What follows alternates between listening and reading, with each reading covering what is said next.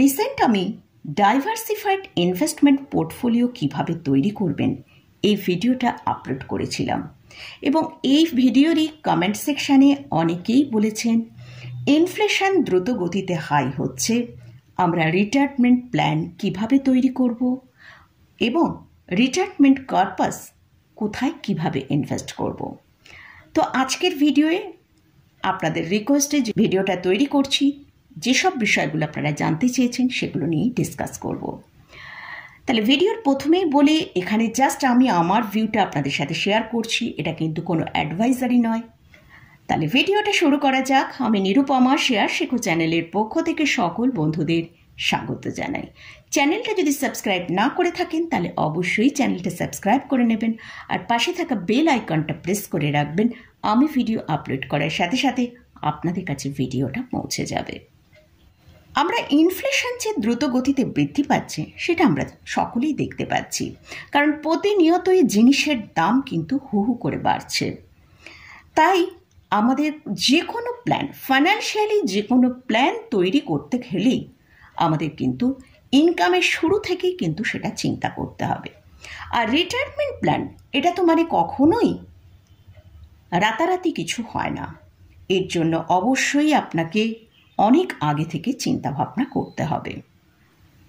ইনফ্লেশনকে bit করে যদি আপনি রিটায়ারমেন্ট প্ল্যান তৈরি করতে যান তাহলে কিন্তু অ্যাটলিস্ট 25 ইয়ার্স আগে থেকেই আপনাকে তার প্ল্যানিং পুরো করে নিতে হবে। অর্থাৎ আমরা জানি মানে 60 বছরে, আমরা একটা রাফলি জানি যে 60 বছরে রিটায়ারমেন্ট হয়। অর্থাৎ আপনার যখন 35 ইয়ার্স তখন থেকেই কিন্তু আপনাকে রিটায়ারমেন্টের জন্য প্ল্যান ঠিকঠাক তৈরি করতে হবে। আমরা যত তাড়াতাড়ি এই প্ল্যানগুলোকে তৈরি করে নিতে পারবো এবং এমন জায়গায় আমাদের ইনভেস্টমেন্টটাও করতে হবে আমাদের ইনফ্লেশনকে বিট করেও একটা হেলদি রিটার্ন আমাদের প্রোভাইড করতে পারে।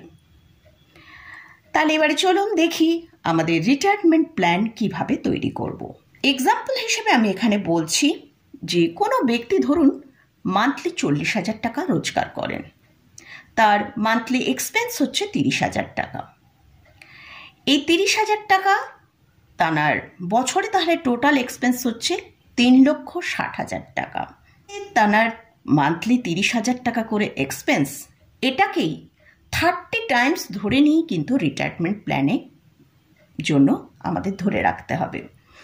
অর্থাৎ 3,60,000 টাকা তার ইয়ারলি এক্সপেন্স হচ্ছে, তা এর 30 টাইমস মানে 1,08,00,000 টাকা আপনাকে আগে থেকে তৈরি করে রাখতে হবে। সেটা কিভাবে করবেন? আমি একটু আগেই বললাম রাতারাতি কিন্তু রিটায়ারমেন্ট প্ল্যান তৈরি করা যাবে না। এর জন্য আপনাকে অন্তত মিনিমাম 25 বছর আগে থেকে চিন্তাভাবনা করতে হবে। আমি দুটোই এক্সাম্পল দেখাবো। ধরুন একজন ব্যক্তি 40 বছরের মাথায় গিয়ে ভাবলেন তিনি রিটায়ারমেন্ট প্ল্যান তৈরি করবেন, তাহলে তিনি কি এই ফিগারটা বেট করতে পারবেন সেটা আমরা একবার দেখে নেব। ধরি যে 40 ইয়ার্স এখন এজ, এখানে আমি একটা ব্যক্তিকে ধরছি, তিনি 40 বছর বয়স, তিনি মনে করলেন যে এবারে আগামী 20 বছর তিনি রিটায়ারমেন্টের জন্য প্ল্যান করবেন এবং সেখানে টাকা জমাতে শুরু করবেন। তাহলে তার ইনকাম 40,000 টাকা। প্রত্যেক মাসে মাসে তিনি 20% করে জমাতে শুরু করলেন, একটা এসআইপি করলেন। সেইখানে সেই এসআইপি, এটা এসআইপিও হতে পারে, কোনো ইন্ডেক্স ফান্ডেও আপনি জমা করতে পারেন। তো যাই হোক, তিনি এখানে এসআইপি করলেন 40,000 টাকার ওপর 20% মানে 8,000 দিয়ে তিনি এসআইপিটা স্টার্ট করলেন। আমরা যদি এসআইপি ক্যালকুলেটরটা একবার ওপেন করি সেখানে আমরা দেখতে পাচ্ছি 20 বছরে তিনি 12% হারে 19,20,000 টাকা কিন্তু জমা করে ফেললেন। এবার তার যে নেট ভ্যালুটা হলো, মানে 12% হারে তার টাকাটা যে বৃদ্ধি পাচ্ছে, সেতে তার যে টাকাটার ভ্যালুটা হলো সেটা হচ্ছে 79,93,183। আপনারা নিজেরাও এসআইপি ক্যালকুলেটর গুগলে সার্চ করে দেখবেন, সেখানে আপনারা এটা হিসেবটা করে নিতে পারবেন। তো সেটা এখানে দেখতে পেলাম। তাহলে সেখানে আমরা দেখছি তানার যে ভ্যালুটা 1 কোটিতেই পৌঁছাচ্ছে না। তাহলে তানারও তো সেই 30,000 টাকা করে যে মান্থলি তানার এক্সপেন্সটা হচ্ছিল, সেটাকে কিন্তু তিনি রিটায়ারমেন্ট লাইফের পর তিনি সেই 30,000 টাকা কিন্তু কভার করতে পারবেন না মান্থলি। কারণ অনেক কিছু রিটায়ারমেন্ট লাইফের পরেও অনেক কিছু খরচা থাকে, মেডিকেল এক্সপেন্স থাকে। আপনি হয়তো কোনো জায়গায় বেড়াতে যাবেন, সেটা আপনি আগে থেকে প্ল্যান করেছিলেন যে রিটায়ারমেন্টের পর আপনি কোনো জায়গায় যাবেন বেড়াতে, সেসবগুলোর জন্য কিন্তু আপনার একটা ভালো টাকার প্রয়োজন হবে।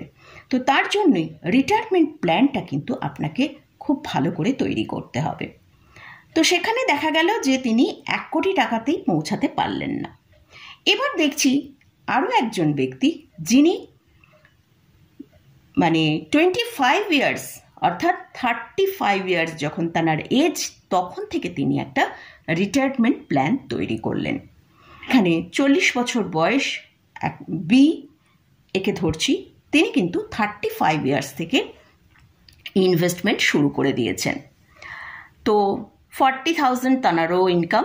তো সেই 40,000-এর মধ্যে থেকে তার 20% তিনি ইনভেস্ট করতে শুরু করেছেন এসআইপির মাধ্যমে। তো প্রত্যেক মাসে মাসে 8,000 টাকা তিনি এসআইপি করছেন। তো এই এসআইপি করে তিনি টোটাল ইনভেস্টমেন্ট করেছেন 24 লাখ টাকা। আর তার নেট ভ্যালু দাঁড়ালো 12% হারে, তার যে ভ্যালুটা গ্রো করছে সেটা দাঁড়ালো 1,51,81,000 টাকা। তাহলে সেখানে আমরা দেখতে পাচ্ছি তিনি কিন্তু একটা ভালো অ্যামাউন্ট ক্রিয়েট করতে পেরেছেন তার রিটায়ারমেন্ট প্ল্যানের জন্য। তো সেই রিটায়ারমেন্ট প্ল্যানের জন্য আপনাকে যখনই তৈরি করতে হবে, সেটা কিন্তু আপনি একটা ধরুন আগে থেকে কোনো রকম প্রিপারেশান নিলেন না, হঠাৎ করে আপনি 40 বছরের মাথায় যখন গেলেন তখন হয়তো একটা তৈরি করতে চাইলেন, কিন্তু সেক্ষেত্রে যে তৈরিটা হবে সেখানে কিন্তু আপনার টোটাল যে ফিগারটা দাঁড়াচ্ছে সেটাকে কিন্তু বিট করতে পারছে না। তার জন্য আপনাকে আরও অন্তত 5 বছর আগে থেকে সেটা স্টার্ট করতে হবে। অনেক ব্যক্তি আছে যারা অল্প অল্প অ্যামাউন্ট প্রথম থেকেই জমাতে শুরু করে, তাদের কাছে খুব একটা অসুবিধা হয় না। কিন্তু বেশিরভাগ মানুষই আছে তারা মনে করেন আমরা এখন চাকরি পেয়েছি, এনজয় করি, আগে খরচা করি, তারপর আমাদের ইনভেস্টমেন্টের কথা ভাবা যাবে। এখানে আরও একটা কথা বলে রাখি, আমরা আগেকার দিনে দেখেছি যে ইনকাম তা থেকে এক্সপেন্সকে বাদ দিয়ে যদি কিছু বাঁচে সেটা ইনভেস্টমেন্ট হতো। এটা কিন্তু এখন করলে একদমই হবে না, কারণ আমাদের ইনফ্লেশনকে বিট করতে গেলে আমরা যা ইনকাম করব তার থেকে 20% ইনভেস্টমেন্টের জন্য আগে থেকে সরিয়ে রেখে তারপর যেটা থাকবে সেটা কিন্তু আমাদের এক্সপেন্স করতে হবে। অর্থাৎ income minus investment equal to expense, যেটা থাকছে সেটাই আমাদের এক্সপেন্সটা চালাতে হবে। তো এবারে এইভাবে এইরকম প্ল্যান করলে তাহলে কিন্তু আপনার একটা রিটায়ারমেন্ট কর্পাস তৈরি হবে। এবার আসছে এই রিটায়ারমেন্ট কর্পাসটা আপনি তো এতদিন এসআইপি মোডে বা কোনো একটা ইন্ডেক্স ফান্ডে রেখেছিলেন, সেখানে কিন্তু আপনি আপনার টাকাটাকে গ্রো করালেন এবং রেগুলার বেসিসে ইনভেস্ট করলেন, এবং সেক্ষেত্রে দেখা গেল 60 বছরের মাথায় আপনার একটা ভালো ফিগার তৈরি হয়ে গেল। এবার আপনি রিটায়ারমেন্ট করে নিলেন, রিটায়ারমেন্ট হয়ে গেলেন। তো প্রত্যেক মাসে আপনি যখন 60 বছরের মাথায় এসে গেলেন তখন মান্থলি এক্সপেন্সের জন্য আপনাকে এই টাকাটাকে এমনভাবে ইনভেস্ট করতে হবে যেন সেখান থেকে যে আর্নটা হয় সেইটাকেই আপনি উইথড্র করে আপনার খরচা চালাতে পারেন। তা এবারে কোথায় সেই টাকাটা আপনি ইনভেস্ট করবেন? দেখুন, আমার মতে বলে পুরো টাকা কিন্তু কোনো একটা জায়গায় ইনভেস্ট করবেন না। অনেকেই বলেন মিউচুয়াল ফান্ডে এসআইপি করলাম এবং এই এসআইপির পর এসডাব্লিউপিতে ট্রান্সফার করে দিলাম। এসডাব্লিউপি নিয়ে আমার একটা ভিডিও চ্যানেলে আছে, আপনারা যদি দেখতে চান আমি ডেসক্রিপশানের লিঙ্ক দিয়ে রাখবো, আপনারা চাইলে দেখতে পারেন। তো এসডাব্লিউপিতে রিটার্ন কিন্তু খুবই ভালো আসে, কিন্তু এসডাব্লিউপি মার্কেটের সাথে রিলেটেড, সেখানে ঝুঁকি কিন্তু অনেক বেশি আছে, মার্কেটের সাথেই কিন্তু ওঠানামা করে। তাই আমার মনে হয় কিছুটা সিকিউর কোনো প্লেসে, যেমন ব্যাংক, পোস্ট অফিসেরও এমন অনেক স্কিম আছে, সেখানে 8% হারে মান্থলি ইন্টারেস্ট পে করা হয়। সেখানে ব্যাংকে আছে, সেখানেও কিছুটা রেখে বাকি পোর্শনটা আপনি SWP অর্থাৎ যেখানে SIP করছিলেন মিউচুয়াল ফান্ডের আন্ডারে, সেখানে 50% সেখানে SWPতে আপনি রাখতে পারেন এবং আপনার যতটা প্রয়োজন সেখান থেকে সেই ফিগারটা আপনি প্রত্যেক মাসে মাসে উইথড্র করতে পারেন। তো মোটামুটি এইভাবে কিন্তু আপনি আপনার যে রিটায়ারমেন্ট পারপাসটা তৈরি হলো সেটাকে ইনভেস্টমেন্ট করে রাখতে পারেন। কারণ অবশ্যই সবসময় মাথায় রাখতে হবে, এই যে রিটায়ারমেন্টের জন্য প্ল্যান করে আপনি যে অ্যামাউন্টটা তৈরি করেছেন সেটাই কিন্তু আপনার বাকি জীবনটা ভালোভাবে থাকার চাবিকাঠি। তাই সেটাকে এমন বিভিন্ন জায়গায় ভাগ করে ডিপোজিট করে রাখবেন যাতে আপনার কোনো প্রবলেম না হয়। অবশ্যই এর জন্য একজন ভালো ফাইন্যান্সিয়াল অ্যাডভাইজারের পরামর্শ নিয়ে তারপরেই কিন্তু রিটায়ারমেন্ট প্ল্যানটা করবেন। হয়তো এতে আপনার কিছু মানি হয়তো এক্সপেন্স হতে পারে, একজন ভালো অ্যাডভাইজারের সাথে পরামর্শ করে আপনি সেই কাজটা করলে আমার মতে বলে সেটা বেটার হবে। আর এখানে আরও একটা কথা বলে রাখি যে আপনার এই রিটায়ারমেন্ট প্ল্যান যে তৈরি করলেন, বাড়িতে যেসব মহিলারা আছেন তাদেরও কিন্তু এই ফাইন্যান্সিয়াল সম্পর্কে একটা ভালো নলেজ আপনারা অবশ্যই তাদের সাথে শেয়ার করুন। কারণ মহিলারা অনেক জিনিসেই এগিয়ে এসেছেন, কিন্তু ফাইন্যান্সিয়াল মার্কেট নিয়ে খুব একটা বেশি তারা এখনও এগিয়ে আসতে পারেননি। তারা বিভিন্নভাবে এডুকেটেড করে তুলুন যাতে তাদেরও কোনো অসুবিধে না হয় ভবিষ্যতে। তো মোটামুটি আজকের ভিডিওয়ে আপনারা রিটায়ারমেন্ট প্ল্যান নিয়ে এবং রিটায়ারমেন্ট পারপাস কোথায় কীভাবে ইনভেস্ট করবেন সেটা নিয়ে জানতে চেয়েছিলেন। আমি আমার ভিউটা আপনাদের সাথে শেয়ার করেছি।